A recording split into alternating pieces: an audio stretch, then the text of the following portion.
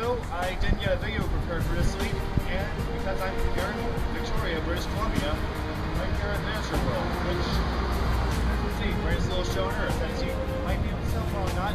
Basically, it is an exhibition. Okay, so the camera batteries kind of died on me in the middle of my recording, which is quite rude. So I am finishing this up here on the MP Coho, going back to Port Angeles to eventually drive back to Portland. So Miniature World is basically a collection of exhibits displayed in a bunch of miniature dioramas. It is essentially in a reverse chronological order.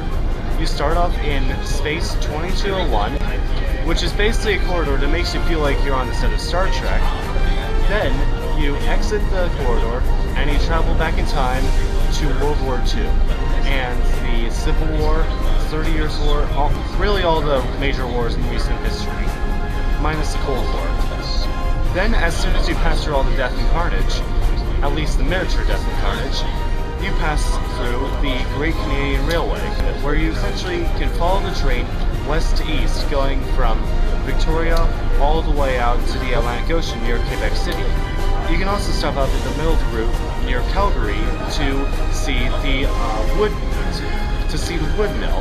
However, it is not moving because of safety regulations, so there's a video provided instead.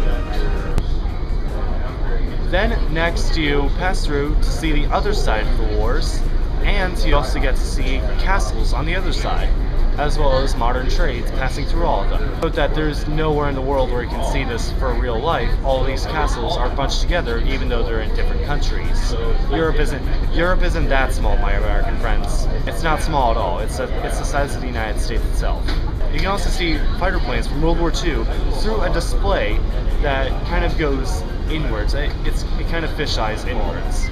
And then next you dip into more of the fictional world with more of the fantasy worlds, like Gulliver's Travels, The Woman Who Lived in a Shoe, etc. Then for a quick dive back to reality with 1670s London alongside 1960s London. You can really see both of them at once.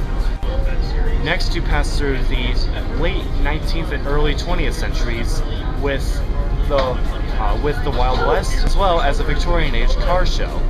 Is that even a thing? No, I don't think that's a thing. Queen Victoria died too soon.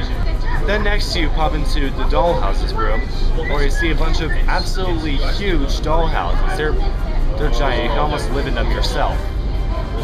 Then next you turn to what used to be the final exhibit, but now it's the second final exhibit, Circus World, where you dive back to America, specifically Florida, 100 years ago, to see numerous traveling circuses. Then for the final exhibit, 4 years in the making, Camelot. Even back then, they were talking about adulterous affairs. Come on, can we ever get over that? Basically a bunch of little dioramas of Camelot, the battles, as well as an overhead story through the speakers of the story of Camelot, as well as a lot of opportunities for Monty Python jokes. We are the knights who say... Then after that, you pretty much exit through basically leaving the door, going straight outside. Basically, you leave Camelot and you go straight back into the 21st century.